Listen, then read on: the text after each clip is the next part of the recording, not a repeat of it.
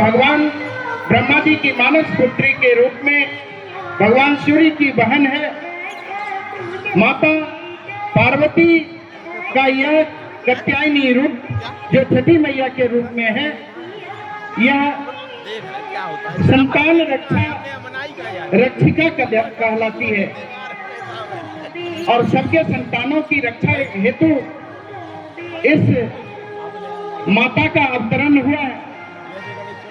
संसार में जो भी बच्चे जन्म लेते हैं, याद कीजिए उनके छठे दिन पूजा की जाती है।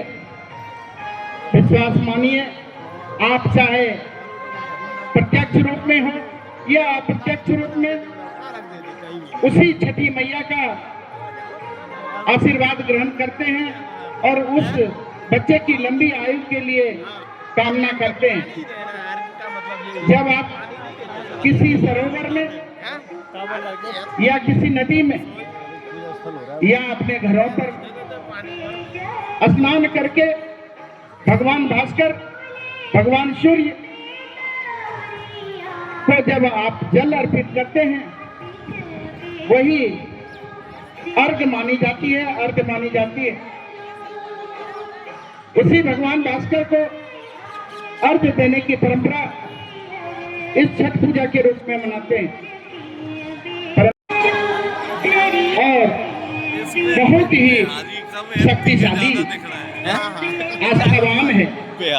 एमपी की ओर यह ज्यादा दिख रही है। पूजा प्रकार की कठिनाइयों का सामना करते हुए, किसी के घर में धन नहीं होता, पूजा करने की क्षमता नहीं होती, परंतु उनके घर भी बड़े धूमधाम से छठ मनाए जाते हैं। यह छठ मैया की ही कृपा होती है। जिनके घर में पुत्र नहीं होता, संतान नहीं होती, उनको भी एकदम सही चल रहा है, संतान सुख मिलता है। यह माता की प्रेरणा का ही फल है। इसलिए अपने मन को शुद्ध करें, माता को हृदय में आत्मसात करें, पवित्र हृदय से उनका स्मरण करें और 2 बूंद जल उस छठ बर्ती के सामने भगवान सूर्य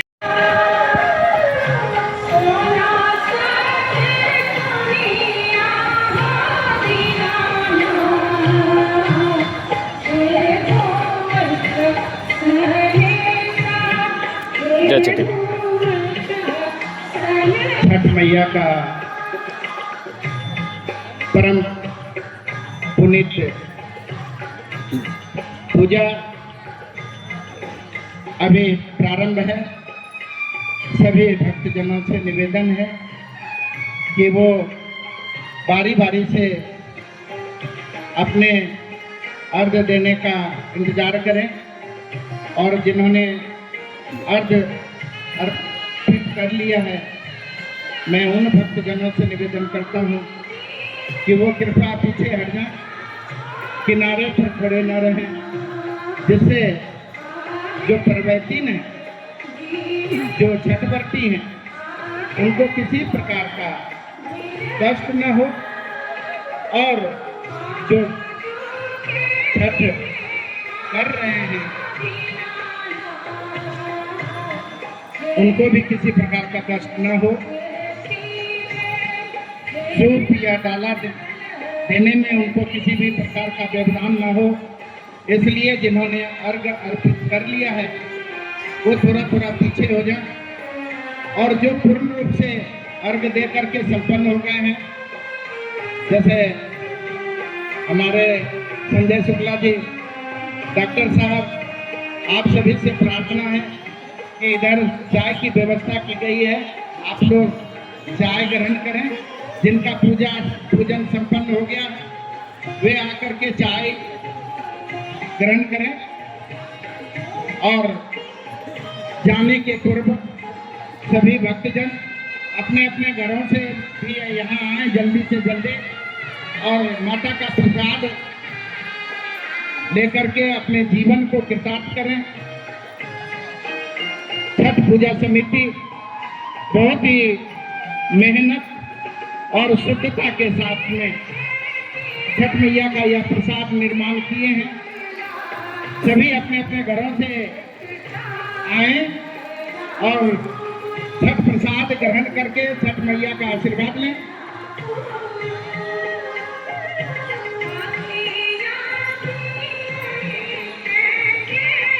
छठ पूजा समिति NFL विजयपुर आप सभी का हार्दिक अभिनंदन एवं स्वागत करते हैं।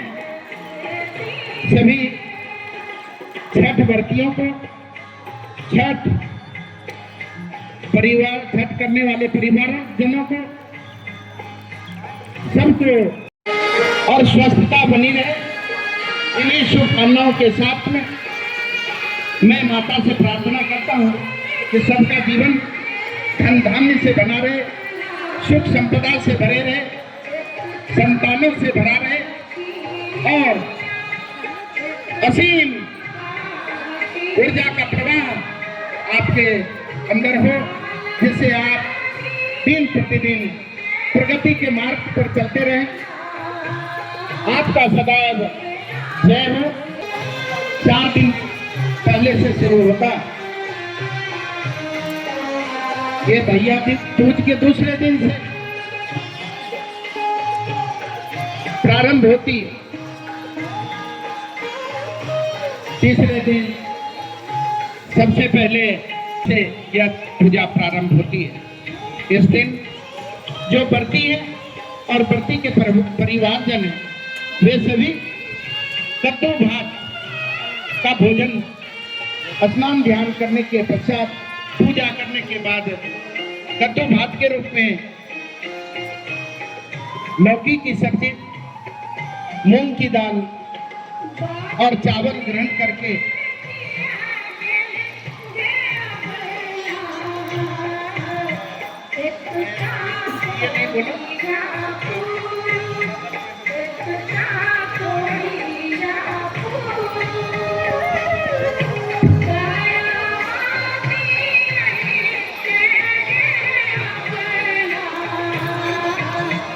यह नहाय खाए का पर्व कद्दू भात ग्रहण करने के पश्चात, उसके बाद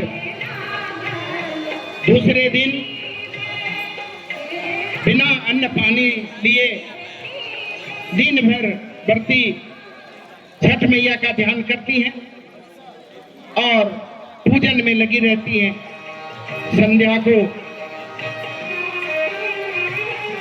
फल और दूध के साथ में शुद्ध गुड़ में बनी हुई खीर को एक बार ग्रहण करती है, जिसे हम खरना के रूप में जानते हैं। यह खरना पूर्ण आस्था, श्रद्धा और समर्पण का प्रतीक है।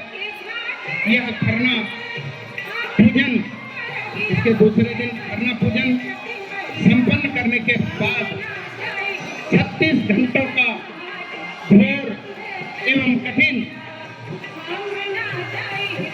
तपस्या प्रारंभ हो जाती है, जिसको निर्जला व्रत भी कहा जाता है।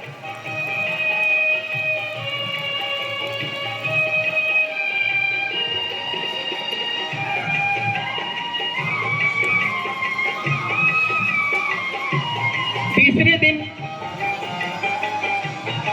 संध्या को सभी छठव्रती अपने परिवारजनों के साथ, सभी श्रद्धालुओं के साथ में छठ घाट पर पहुंचते हैं या कृत्रिम घाट पर पहुंचते हैं।